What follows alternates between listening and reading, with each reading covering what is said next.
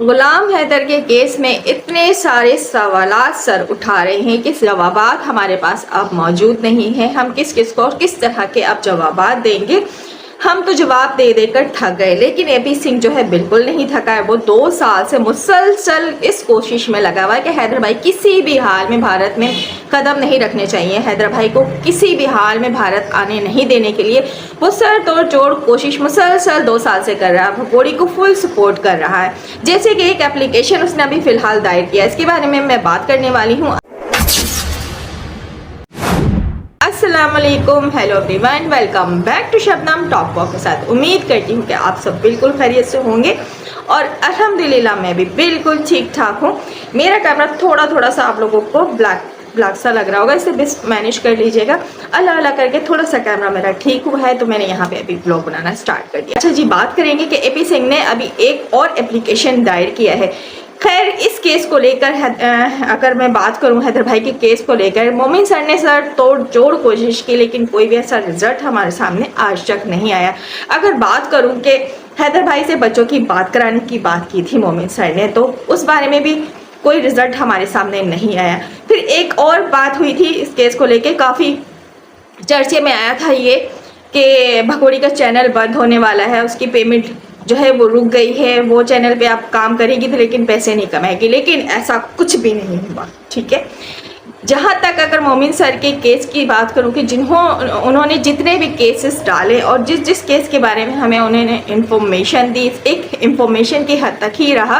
Result हमारे सामने आज तक नहीं आया किसी भी केस का। देखिए, अगर मैं यहाँ पे बैठकर ये बात करी तो इसका मतलब ये नहीं है कि मैं मोमिन सर के काम पर उंगलियां उठा रही हूँ, ऐसा बिल्कुल भी नहीं है, क्योंकि मोमिन सर ने तो 101% अपना काम किया मुकम्मल। लेकिन क्या है ना कि इस काम में जो अदालत है या फिर कोई भी ऐसा कानूनी जो तरीकाकार होता है उसमें कोई भी इकदाम नहीं किया गया है। ऐसा लगता है मोमिन सर के सारे काम को इग्नोर किया गया है। तो देखिए, सब बातें जो है हमारे सामने हैं, तो मैं अभी यहाँ पे इस बारे में क्या बात करूँगी। चलिए बात कर लेती हूँ एपी सिंह की, जो सर तोड़ जोड़ कोशिश में लगा हुआ है कि हैदर को भारत बिल्कुल ही आने दिया जाए। जैसे कि उसने एक एप्लीकेशन दायर किया है, एप्लीकेशन फॉरेन मिनिस्टर वहाँ पे दायर किया गया है। वहाँ पे ये बताया नहीं कि हैदर को भारत में दाखिल होने नहीं दिया जाए, यानी कि उसे वीज़ा नहीं दिया जाए, वीज़ा प्रोवाइड नहीं किया जाए। तो देखिए, आप लोग सवाल कर रहे थे ना मुसलसल कि हैदर को वीज़ा कब मिलेगा, तो हैदर को वीज़ा कैसे मिलेगा। अब आप बताएं ना, हैदर को वीज़ा कैसे मिलेगा जब इतने ज़्यादा उसके पीछे लगेंगे लोग, जैसे कि ये एपी सिंह भगोड़ी की सपोर्ट में हैदर भाई को किसी भी हाल में भारत नहीं आने देना चाहता है। तो होम मिनिस्ट्री पे एक सवाल है अभी कि क्या इस तरह कोई भी वकील एप्लीकेशन दायर कर देगा और होम मिनिस्टर जो उस वकील की बात सुनेगी, ना कि अदालत की बात सुनेगी, क्योंकि अदालत ने हैदर भाई को बुलाया है। तो क्या होम मिनिस्ट्री पे इतना जोर है इस एपी सिंह का कि वो कुछ भी करवा सकता है। जैसे कि वीज़ा की अगर बात करूँ तो अभी तक तो वीज़ा नहीं मिला है हैदर भाई को।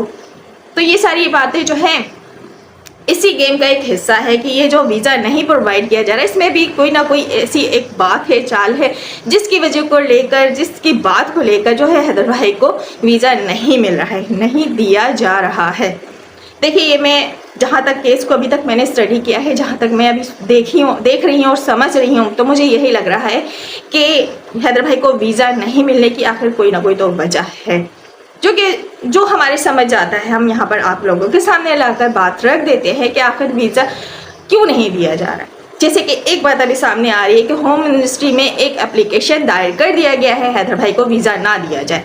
तो रिजल्ट आप लोगों के सामने है।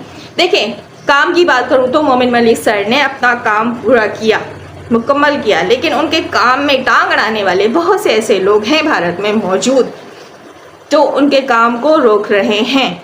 और ये सारे काम किसके कहने पे किए जा रहे हैं? एपी सिंह के कहने पे किए जा रहे हैं। और जो सीमा के और एपी सिंह के सर के ऊपर इससे भी बड़े बड़े जो लोग हैं वो इस काम को सर अंजाम दे रहे हैं।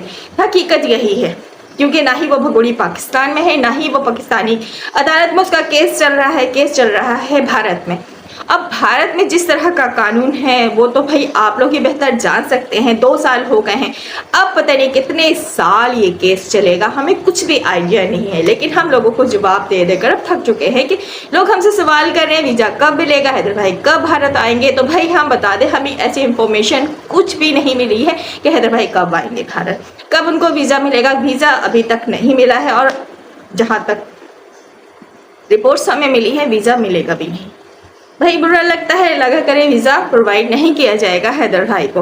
रही बात उन 4 बच्चों की, तो 4 बच्चों का मुस्तकबिल तो सीमा भगोड़ी ने कर दिया है बर्बाद, और जो बाकी ज़िंदगी बची है वो भारत के जो रहने वाले लोग हैं वो लोग बर्बाद कर देंगे।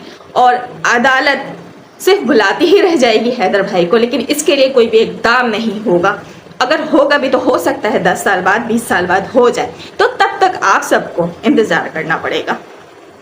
एक नामी ग्रामी पत्रकार वो मुसलसल हमारी पाकिस्तान पे उंगलियां उठाती है, हमारे पाकिस्तानी बॉर्डर्स पे उंगलियां उठाती हैं कि वहाँ से जब भगोड़ी भाग रही थी तो क्या चूड़ी पहने हुए थे वो अधिकारी जो वहाँ पे होते हैं बॉर्डर्स पे। तो बात यह है कि वो हमारे पाकिस्तान बॉर्डर से भाग कर नहीं आई है, वहाँ से यानी पाकिस्तान से वो लीगल तरीके से दुबई गई थी, दुबई से वो आई है नेपाल, वहाँ से इनलीगल तरीके से वो भारत में घुसी। तो सवाल आप हमसे करने की बजाय आप नेपाल से करिए, या फिर अपने सरकार से करिए, अपने बॉर्डर के लोगों से करिए, अपनी जनता से करिए, अपने अधिकारियों से करिए जो वहाँ पे मौजूद थे, जिनको 2 अधिकारियों को आज तक वहाँ से जॉब से निकाल दिया गया है सिर्फ इस भगोड़ी के घुसने की वजह से। तो वहाँ से करिए। आप हमसे क्यों सवालात करती हैं कि बॉर्डर पे खड़े लोग क्या चूड़ियाँ पहने हुए थे, अधिकारी जो होते चूड़ियाँ पहने हुए थे। इस तरह की बात करना आपको शोभा नहीं देता।